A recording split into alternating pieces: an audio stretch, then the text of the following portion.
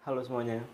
Oke, kembali lagi bersama dengan saya Kaden, dan pada kesempatan kali ini bersama dengan Husnul Amalia, kita akan menjelaskan mengenai mekanisme pasar dan teori harga di dalam syariah. Oke, sebelum kita masuk ke materinya lebih dalam, kita akan membahas mengenai apa itu mekanisme pasar terlebih dahulu. Nah, di sini mekanisme pasar sendiri dalam artian adalah suatu proses penentuan tingkat harga berdasarkan dari kekuatan permintaan dan penawaran di pasar.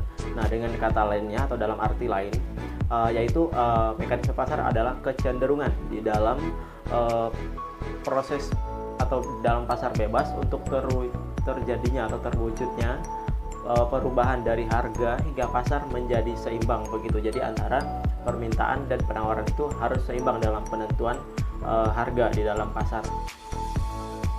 Kemudian bagaimana kebijakan Islam sendiri mengenai sistem yang terjadi di pasar ini? Nah, di sini dalam Islam juga sudah menegaskan bahwa pasar harus berdiri di atas prinsip-prinsip persaingan bebas. Nah, bebas dalam artian di sini bukan bebas bersifat mutlak, tapi bebas yang tetap berpedoman dalam konsep syariah. Jadi harus mementingkan atau mengutamakan transaksi yang benar, jujur, dan tanpa ada mengambil riba atau keuntungan apapun. Nah, jadi contohnya seperti transaksi misalnya, jadi harus dilakukan secara baik dan benar dan jujur juga tanpa adanya pengambilan riba atau keuntungan yang berlebihan begitu. Oke, selanjutnya bagaimana sih kedudukan pasar di dalam Islam sendiri? Nah, di sini peranan pasar atau di dalam Islam menempatkan pasar di dalam pada kedudukan yang cukup penting dalam perekonomian. Nah, jadi hal tersebut bisa kita lihat dari zaman Rasulullah yang terdahulu yang sudah menunjukkan peranan pasar yang cukup besar dalam perekonomian. Nah, di mana pada saat itu beliau sangat menghargai harga yang dibentuk oleh pasar, sehingga harga sebagai harga yang adil. Jadi harga yang sudah dibentuk oleh pasar itu dianggap sebagai harga yang adil. Nah, kemudian selain itu juga di dalam Islam atau juga menganjurkan agar berbagai macam barang dan jasa harus diserahkan pada mekanisme pasar sesuai dengan kekuatan dari permintaan dan penawaran itu sendiri. Maka di dalam Islam juga mengatur peranan pemerintah itu seperti apa. Nah, contohnya misalnya seperti di sini salah satu kebijakannya, pemerintah tidak dibenarkan mematok harga atau memihak kepada pembeli ataupun penjual. Nah, dalam artian di sini adalah harus berdasarkan dengan alasan yang jelas dan harus sesuai dengan prinsip-prinsip keadilan. Jadi tanpa ada pemihak, baik itu misalnya pemerintah mengatur atau mematok harga barang yang murah atau yang rendah supaya bisa menguntungkan pembeli, ataupun sebaliknya membuat harga tinggi atau mematok harga tinggi supaya bisa menguntungkan penjual. Jadi tidak bisa seperti itu. Jadi semuanya harus adil dan sesuai dengan prinsip-prinsip keadilan dan ditentukan harga yang sudah disepakati di pasar itu sendiri.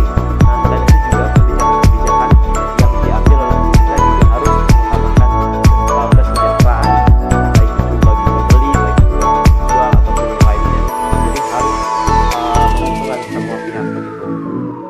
Pengertian harga menurut Ridwan Iskandar Sudayat menyatakan bahwa harga suatu barang adalah tingkat pertukaran barang itu dengan barang lain. Ahli ekonomi telah menyusun teori harga umum yang dapat dipakai untuk menganalisis semua problem yang menyangkut harga barang konsumsi, tingkat rupiah, tingkat devisa, harga pasar modal, dan sebagainya, yang menggambarkan prinsip umum penentuan harga.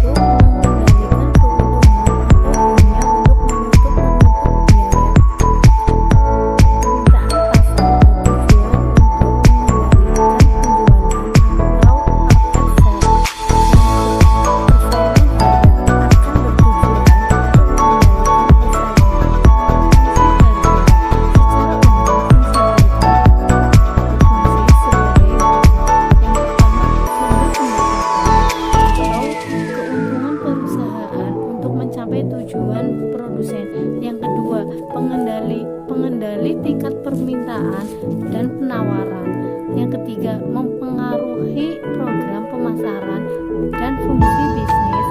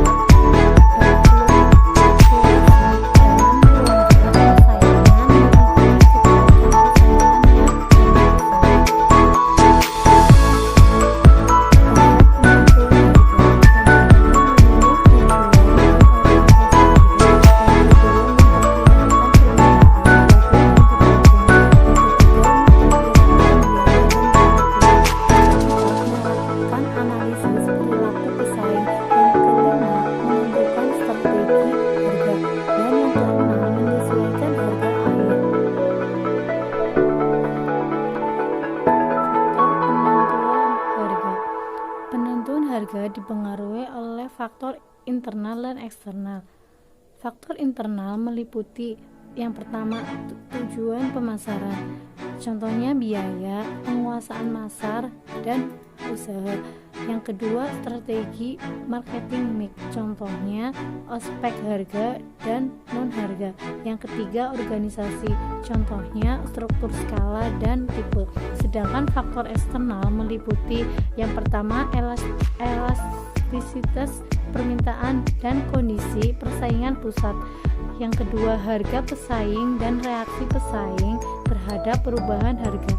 Yang ketiga lingkungan eksternal lain, yaitu lingkungan mikro, contohnya pemasok, pengalur asosiasi dan masyarakat. Dan lingkungan makro, contohnya pemerintah, cadangan sumber daya, dan keadaan sosial.